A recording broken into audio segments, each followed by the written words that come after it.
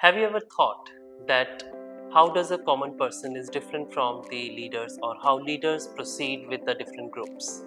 Have you ever observed any CEO, president or a defense personnel?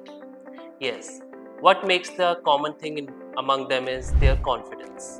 And that confidence does not come with their role or responsibility, but the way they carry themselves and how do they speak. Yes, my name is Mukesh Mahey. I'm the assistant professor in Department of Communication Skills. Today, I'm going to share some details of how to become a confident speaker. Let me quickly define what is confidence. Confidence is how do you carry yourself, how do you carry your knowledge, your experience. Sometimes a person who is experienced cannot proceed in his or her career. That is not because of the lack of knowledge, but because the person cannot speak confidently anywhere. When we talk about confidence while speaking, there are few elements which you should be careful about. I'm not going into theory, but practically there are three major things. First is prepare. Prepare your knowledge, prepare your topic and the audience around you. Second is your practice. Practice about the topic carefully, and you can use different tools and techniques before you go for the final speech. Third is the positive mindset which you should carry while delivering your message or while communicating with the others. So when we talk about the preparation, that is the first step. Preparation should be very crucial part of your speech. When we talk about knowledge, knowledge cannot be gained through 1 second. It takes continuous effort. Please prepare your knowledge in terms of current affairs, general awareness, because nowadays when we talk about any official meetings or your interviews or any type of discussions, general awareness or current affairs comes on the top. It's not just to check your knowledge in terms of current affairs, but how do you take decisions accordingly. So your preparation should be concrete. The second step comes is your practice. Now when we talk about practice, practice involves your verbal and non-verbal communication. If we talk about communication, that is integral part of speaking. Communication does not mean you are just speaking. Communication is how do you convey your message, and that is where the challenge comes. Sometimes students are or maybe employees are very confident about their message, but they are not able to speak. I'll quickly share anecdote. I had a friend who was working in the corporate.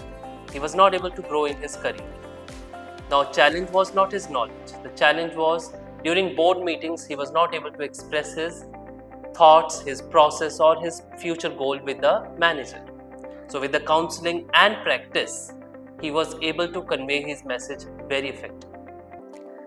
When we talk about communication, the crucial part is verbal communication, which involves few critical elements: volume, articulation, assertiveness, confidence, content, clarity.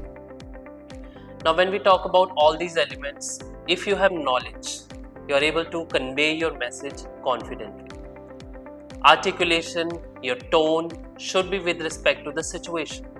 If it is a meeting going on and people are listening to you, you do not have to be assertive at that moment. But yes, if there is a conflict, there is a challenge, you should be assertive rather than focusing on the debates.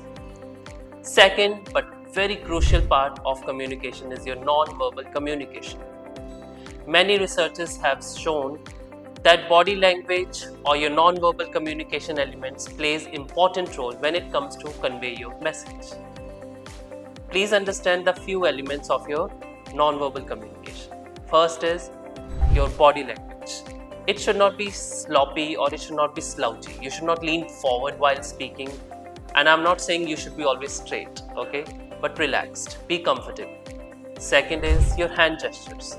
Avoid fidgeting. People do continue to bite their nails and fidget, but that shows the nervousness. You can use steepling, which can help you to be confident while speaking. Eye contact. Eye contact should be 3 to 5 seconds while you are speaking to the audience.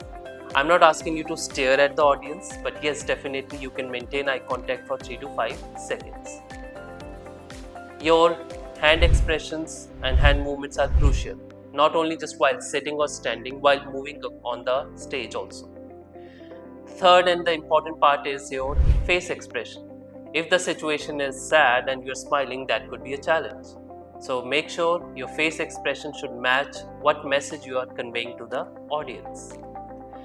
Ultimately, the third step comes as your positive mindset.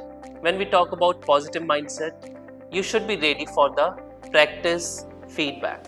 So if you have previous experiences of your speech, consider that feedback, maybe from the audience or from the other people around you. When we talk about feedback, you can convey it through your own practice. Write down the major points, work on it, and then practice. There are majorly two techniques you can use for practice before going for a speech or maybe conversating with others. The first is stand in front of mirror and speak on any general topic. Check your body language, check your tone, check your assertiveness, and be confident while practicing. Second could be in this tech world, you can use mobile phone or laptop. Record yourself for 1 minute. Check your rate of speech, how fast or slow you are speaking, and how is your fluency. How are you able to articulate your thoughts effectively? So in the last, I would like to say all these three steps, that is prepare, practice, and positive mindset, will help you to become confident speaker. But remember, knowledge is in your hands, practice is in your hands, and ultimately positive mindset is also in your hand. You should be confident to carry yourself in all the aspects to become a confident speaker. Thank you.